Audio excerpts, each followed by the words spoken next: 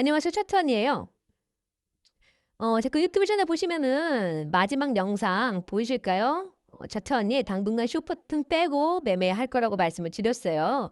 자, 이 영상 썸네일은 썸네일이고 제목이 어떤 거였냐면 무디스 신용등급 하향은 비트코인한테는 호재라고 말씀을 드렸었고 2025년 5월 19일에 올려들어서 비트코인이 신고가 갱신을 할 것 같다고 말씀을 드렸거든요.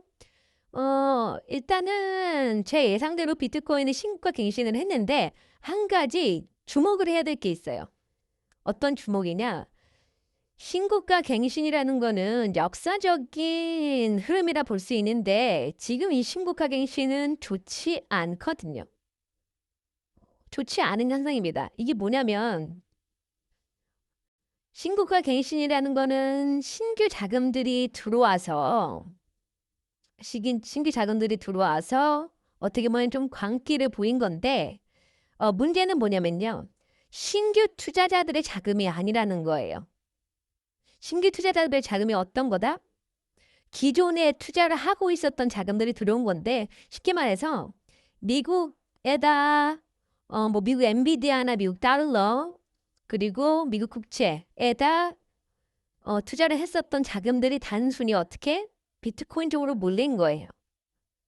자, 미국에다 이제 투자를 하시는 분들. 근데 이게 일반 개인 투자자들이 될 수도 있고요. 대부분 금융기관들이 많이 하거든요. 한국을 포함해서 미국 금융기관들이 많이 하는 투자 상품들인 건데, 최근에 비트코인 신고가 갱신은 쉽게 말해서 일반 개인 투자자들이 들어온 수급이 아니다라는 거예요. 그러면 푸시모노만 봤었을 땐 긍정적으로 오른 거예요, 이게? 아니라는 거죠. 단순히 수급으로 들어와서 올린 거긴 하겠다만 금융기관들의 자산 포트폴리오가 바뀌면서 어떻게 비트코인을 대체 투자로 투자한 것뿐이다. 그래서 저는 비트코인 이 상승 흐름이 사실 조금 회의적이기는 해요. 회의적이다라는 뜻은 어떤 거냐면 상승 나온 거는 긍정적인 건데 일반적으로 개인 투자자들의 수급이 팡팡팡 들어오면서 일종의 포모 현상이 조금 더 짙어져야 되거든요. 이 포모 현상은 나 비트코인 못 샀는데 앞전에 비트코인 처음으로 1억 돌파했었을 때 기억나세요? 이때 신규 투자 자금들이 엄청 많이 모였어요. 정말로 뭐 커피집이나 뭐 여의도 쪽 카페를 점심시간에 가잖아요. 그럼 온 동네방네 코인 얘기밖에 안 했었어요. 이때 당시에는. 기억나실 거예요. 자, 그런데 지금은 비트코인 신고가 갱신인데 이전과는 이 1억 돌파에서는 좀 다른 분위기다. 어떤 다른 분위기라고 말씀드렸었죠? 투심이 긍정적이서 뭐 나온 게 아니라 기존에 구축되어 있었던 안전 자산들이 신뢰도가 하락을 해서예요. 지금 제가 앞전에 이 유튜브 이 영상 있잖아요. 이거 지금 이거 좀 보시면 되게 좋아요, 이거는. 어, 미국 무디스라는 신용평가사가 미국 신용등급을 하향을 했는데 비트코인한테는 호재다라고 이제 제목을 제가 했듯이 이 영상 꼭 보세요. 경제적으로나 앞으로 내가 매매를 할 때 굉장히 좀 긍정적으로 작용될 수 있는 영상입니다.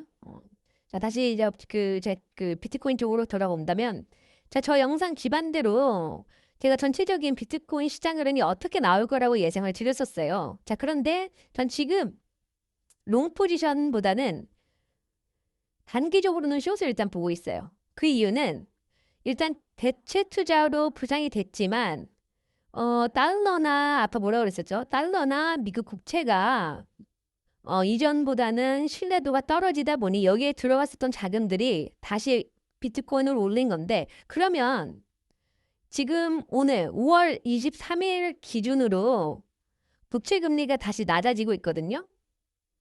국채 금리가 떨어진다라는 거는 채권 가격이 올라간다라는 거예요.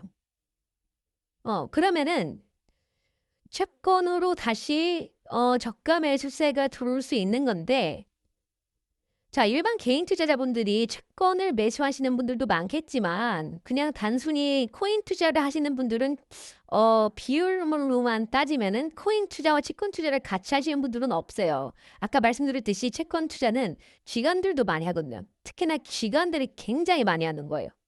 그러면은 간단하게 아까 전에 달러채, 미국 채권에 들어갔었던 금액들이 자금 회수라고 비트코인으로 들어갔으면 채권이 다시 저가 메리트가 부각되면 어떻게 될까요? 여기 들어갔던 수급이 또 그대로 빠질 가능성이 큰 거예요. 저는 그래서 장기적으로는 당연히 이렇게 해서 올라가겠지만 분명히 조정이 필요하다라고 말씀을 드리고 싶어요. 이게 지금 주봉이거든요. 비트코인 주봉.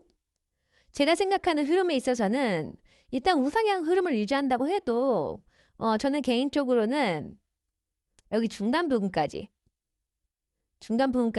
어디죠? 예를 들어 여기가 뭐 빠져나와서 이렇게 나온다고 하면은 여기가 금액대로 청하면은 저는 한 100K 밑으로는 한 번은 빠질 가능성이 있다라고 봐요.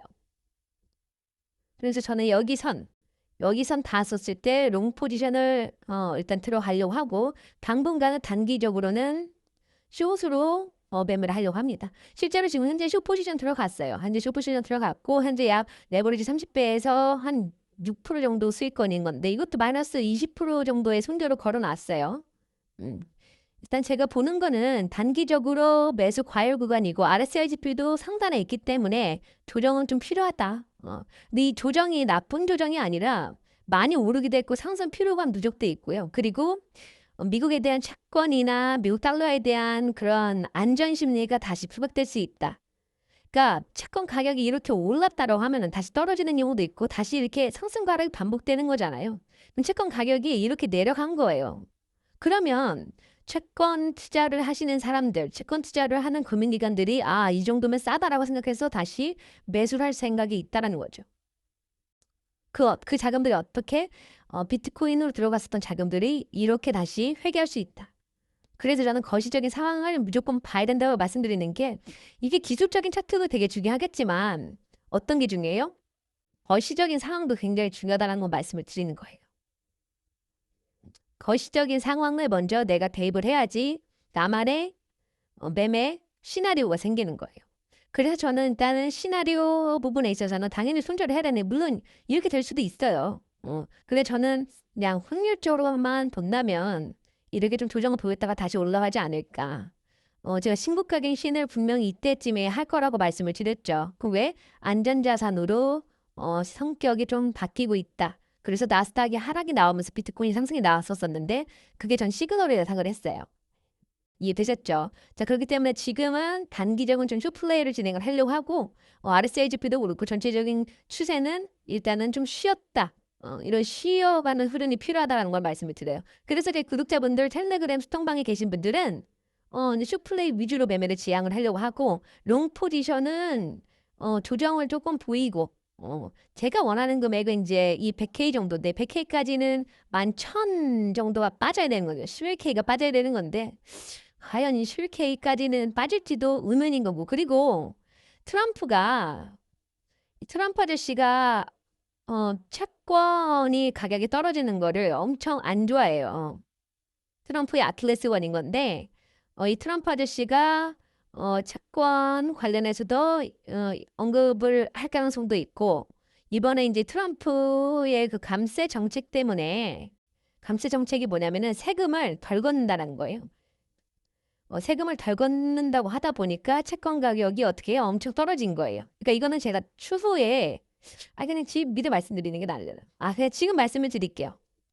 이거는 경제 관련된 내용인데 최근에 이제 채권은요. 이자가 고정되어 있어요. 예를 들어 뭐 미국 10년물 채권이라고 하면은 뭐 5%짜리라고 할게요. 이 채권 금리는 고정이에요. 그럼 뭐가 왔다 갔다 하느냐? 가격이 변동성이 있는 거다.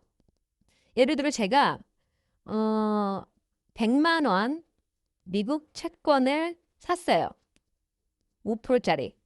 근데 이게 막 경제 시장이 수익률이 바뀌진 않아요. 이 이자 수익률은 고정값, 가격만 바뀌는 건데 예를 들어 막 미국 금리를 트럼프가 막 내릴 것 같아. 미국 연준에서. 그러면은 이 채권은 메리트가 있어져요? 미국 금리를 인하할 가능성이 생기면서 4% 정도의 이자를 금리 인하를 시키려고 해요. 이 연준에서. 자, 그러면 이 미국 채권은 메리트가 있어져요, 없어져요? 높아지죠. 왜? 기준 시중금리보다 4%니까 연준의 금리가 4%면 이건 5% 이게 더 좋은 거잖아요. 그러면은 내가 100만 원에 샀었던 거를 110만 원에 팔 수 있는 거예요. 가격이 올라요. 나는 시세 차익을 본 거잖아요. 100만 원을 샀는데. 그럼 이걸 산 사람은 뭐예요? 110만 원을 샀고 나중에 어떻게 만기가 됐었을 때 이 이자를 받는 거예요. 원금이라. 자, 그런데 이 채권이 원래 그래요. 그래서 막 채권의 가격은 수익률과 반대라고 하잖아요. 수익률이 떨어진다. 수익률이 오른다라는 건 뭐예요? 수익률이 오른다라는 건 뭐냐면 이게 올라가는 게 아니라 가격이 떨어져서 예를 들어 이것도 그냥 설명할게요. 자, 만약에 금리를 인상을 한다고 해볼게요. 예를 들어 금리 인상을 한다 해볼게요. 5%에서. 그러니까 기준금리가 미국 연준이 기준금리가 5%인데 5%에서 이제 기준금리를 올린다고 해볼게요. 7%로. 그럼 이거 있잖아요. 이건 어떻게 돼요? 메리트가 없어지죠. 왜? 나중에 채권 발행되는 금리가 7%짜리가 나올 거니까. 근데 이 5%짜리는 어떻게 돼요? 100만 원에 샀었던 거를 팔려고 하면은 우리가 80만 원이나 90만 원에 팔아야 되겠죠. 그러면은 자, 90만 원에 이제 뭐 시중에 이제 나와서 이제 거래가 된다고 하는데 우리가 100만 원에 이거는 가격은 100만 원에 이제 5만 원을 받을 수 있는 채권인 거잖아요. 그럼 저는 90만 원에 예를 들어 샀다고 해볼게요. 90만 원에 이거를 채권을. 그러면은 나는 총 만기 때 얼마 받을 수 있는 거예요? 10만 원의 차익과 그리고 얼마? 5% 이자 다 받을 수 있는 거잖아요. 그러니까 이 채권 가격은 말 그대로 변동성이 있는 건데 90만 원에 산 거면은 나는 어차피 5% 이자 어떻게 보면 전체 금액이 15만 원을 다 받는 거잖아요. 원금이 그냥 원금이 그냥 같이 받는다라는 거예요. 이해되셨죠? 자, 그런데 이 채권이 살짝 어려울 수 있는데 그냥 이거는 좀 공부를 좀 하셔야 돼요. 음. 자, 근데 이 채권이 왜 가격이 하락을 했느냐? 미국 국채는 뭐냐면요. 미국이 담보를 쓰는 거예요. 미국이 담보고, 야, 미국이 망할 일 없으니까 우리한테 투자해. 연이자 5% 줄게. 그런데 미국 국채를 왜 발행을 할까요? 돈이 없어서요. 돈이 없어서 미국의 국채를 발행을 하는 거예요. 그 돈을 뭐예요? 뭐 기업들 지원도 해주고 고속도로도 만들고 미국 뭐 메디케어 요즘 말 많잖아요. 메디케어도 해주고 뭐 이런 것도 다 하는 거예요. 자, 그런데 트럼프가 감세 법안을 발의했어요. 감세 법안은 이제 추진 중인데 이 감세라는 게 뭐예요? 미국 시민들 세금을 덜 걷겠다예요. 자, 미국도 하나의 가게라고 생각을 한다면 돈을 버는 건 어떻게 벌어요? 미국 사람들이 세금을 내는 걸로 버는 거거든요.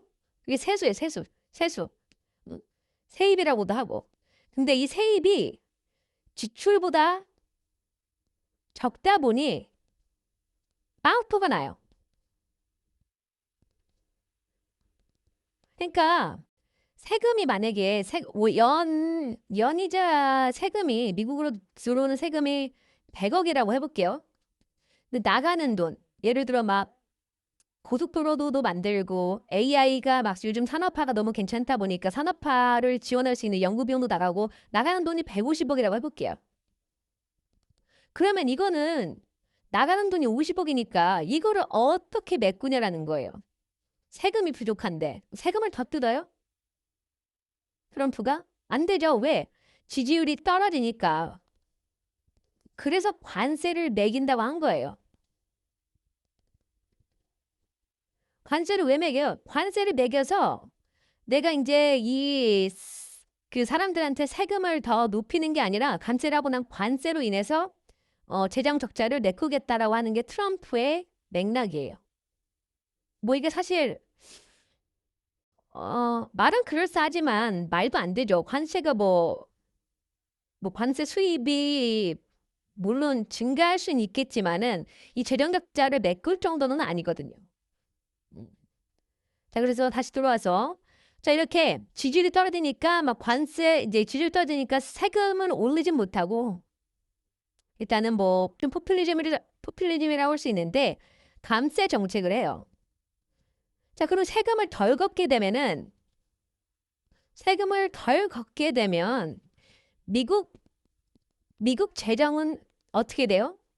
적자가 더 커지겠죠. 그러면은 자, 봐봐요. 우리가 미국 국채를 발행을 했다라는 건 뭐예요? 돈이 없어서잖아요, 미국이.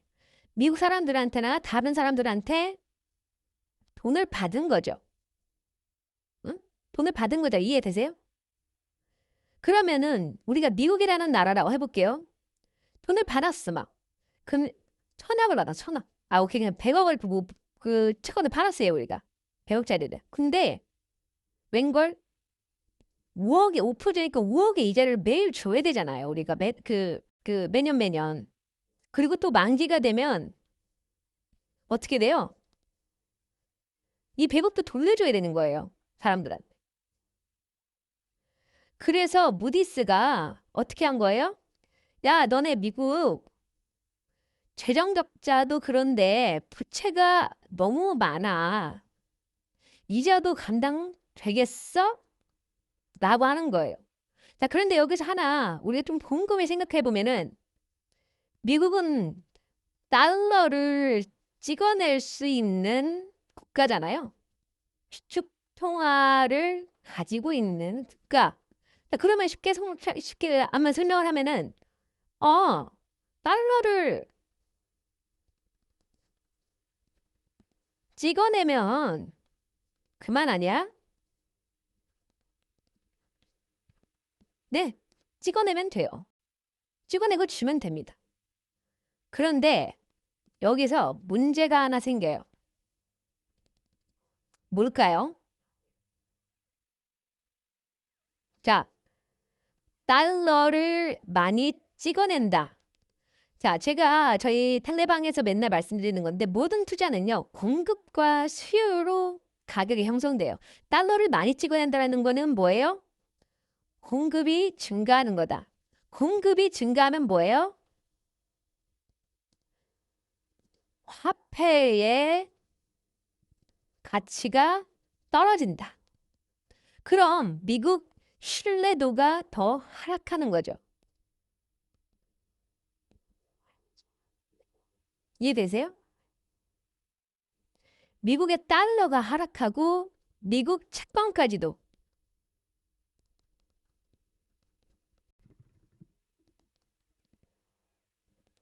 자, 미국 채권까지도 하락하다 보니까 그럼 예를 들어 어 국채 발행을 또 해야 되는데 어떻게 돼요? 이 채권을 사요? 사람들이 막 미국이 망한다. 미국에 뭐 디폴트 가능성이 있다. 이런 이야기가 있는데 채권을 사요? 안 사겠죠. 아, 그러니까 사긴 사는데 덜 사겠죠. 1만 원에 잘 팔리던 1만 원에 잘 팔리던 미국 채권이 어떻게 8천 원에 팔아도 안 팔린다. 그러면 미국의 입장에서는 자본 조달을 잘 못하게 되고 또 어떻게 돼요? 자본자료를 잘 못하게 되고 어떻게 돼요? 그간 발행했던 채권 부채들을 갚아야 되는 상황에서 또 이자까지도 줘야 되는 상황에서 어떻게? 만세를 부를 가능성이 있다라는 거예요. 이게 그냥 카드, 이제 신용카드인데 이렇게 생각하시면 돼요. 우리가 신용카드를 일단은 썼어. 돈을 빌렸어. 근데 리볼빙이라고 해야 될까요? 리볼빙이 좀 더 맞는 비율일까? 일단 그냥 신용카드를 썼는데 매달 다음 달 금액이 커지는 거예요. 일단은 내가 25년 1월에는 카드값이 300만 원이 나왔어. 일단은 뭐 내가 돈 버는 것도 있고 모두 있어. 자, 그런데 이제 뭐 내 동생들이랑 같이 맛있는 것도 먹고 커피집도 가고 뭐 여행도 가. 근데 2월 달에는 카드빚이 500만 원이 나왔어요. 일단 500만 원 일단은 그래. 신용카드 있으니까 다음 달 알아서 되겠지. 또 친구들이랑 밥도 먹고 커피집도 가고 케이크도 먹고 친구들이랑 노래방도 가고 막 놀아요. 그러다가 800만 원이 돼. 여기서 국민은행에서 예를 들어 저한테 얘기해. 차트언니님 지금 신용이 좀 불량했어요. 그래서 제가 경고 드릴게요. 이렇게 사시면 안 돼요. 차트언니 망합니다. 나하고 경고를 준 거예요. 그게 아까 뭐다? 무디스가 미국한테 경고를 한 거예요. 그러면 이렇게 일단 신용카드를 계속 쓰면은 결과적으로 부도할 가능성이 크다 적다? 물론 미국이 망하는 건 아니겠지만 미국이 망할 가능성이 그냥 있다 정도로만 된다는 거예요. 그래서 트럼프의 감세 정책은 미국 재정 적자를 어떻게 시켜요? 더욱 확대시켜서 미 채권 수요를 더디게 만들고 경기 침체 그리고 미국 부채 증가를 더 만들과 동시에 디폴트 가능성을 더욱 높이는 거다. 그러면 지금 이러한 이유 때문에 실제로 비트코인이 올랐다고 말씀드렸었잖아요. 그러면은 지금 트럼프가 진행하고 있는 이 정책들을 어떻게 정리를 해야 되고 그리고 어떤 립 서비스를 할지도 중요하거든요. 미국은 괜찮다. 디폴트 할 가능성 없다. 미국은 막강하다. 막 이런 식으로 할 수도 있는데 이런 긍정적인 이야기를 나올 때마다 비트코인은 어떻게 오히려 하락폭이 더 커질 수 있다는 걸 말씀을 드리는 거예요. 자, 오늘 좀 예상치 못한 제가 채권 가격이랑 이런 금리 그리고 미국 채권 그리고 어떤 상황에 대해서 제가 설명을 드렸는데 이거 진짜 중요해요. 정말 중요한 내용이라서